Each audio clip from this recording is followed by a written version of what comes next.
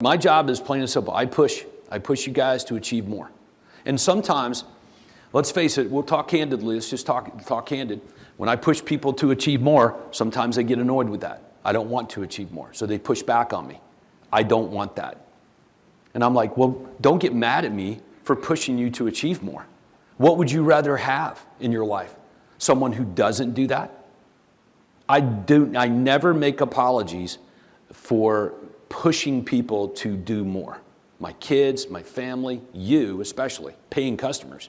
Of course I'm going to push you guys to achieve more.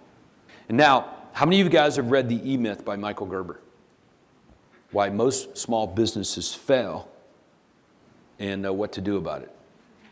Okay, so in Mike Gerber's book, he says it's a constant battle in your business between the manager, the entrepreneur, and the technician, right?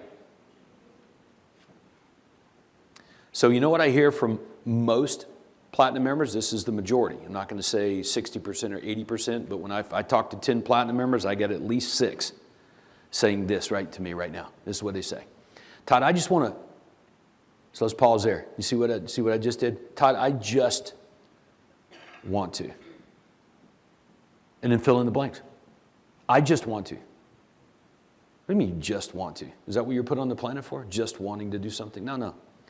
I just want to build my business up, maybe to $1 million or so, and then manage it. And so I always flip around and say, have you read The E-Myth by Michael Gerber? And most of them say yes. And I'm like, well, then you already know that's a failing formula. You're going to go out of business. It's just, you can't have a business that, quote, you manage. Somebody's got to be the entrepreneur. So if you're not going to be the entrepreneur, who's going to be the entrepreneur? Every business must have all 3 personalities: the manager, the technician, and the entrepreneur. The entrepreneur is a rainmaker, the innovator. You show me any business without a rainmaker, and I'll show you a business that's dying. And many of you in this room might even fall into that category right now. There's just not enough entrepreneurial activity going on in your business, i.e. activity levels.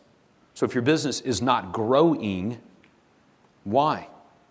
And some of you guys would say, oh, implementation. Implementation is an entrepreneurial-driven activity. Someone has to spearhead, motivate, and inspire, and remove barriers, and be clear on what needs to get implemented. The technicians do the implementing, right? What was your assistant's name again? Erica, yeah. So Erica's going to do the implementing. He's the entrepreneur. He asks the question. He challenges the status quo. I'm going to challenge the status quo of tracking and reporting on these videos so we know what to do, whether it's even working. So he goes to Erica and he challenges the technician with that question. And the technician, if they're the right person on the bus, immediately says, I don't know, let's find out. And they go to work and discover it and make it happen. He gets back to the entrepreneur, and the entrepreneur is like, thanks for that information and data. This is what we should do. So he comes up with a vision for using that information to grow the business. And the technician goes back to work on implementing that and doing the work. And then the manager, whoever that is just making sure it's being done. So how many of you guys would say, other than George in the room, how many of you guys would say that you have a business, like it's a business, it works without your involvement? Now, if you have goals, are they clear? Are your goals crystal clear, written down, that you could share with me and say, this is what I want personally, professionally, and financially over the next year, 3 years, and 10 years. This is where I want to be and what I want my life to look like.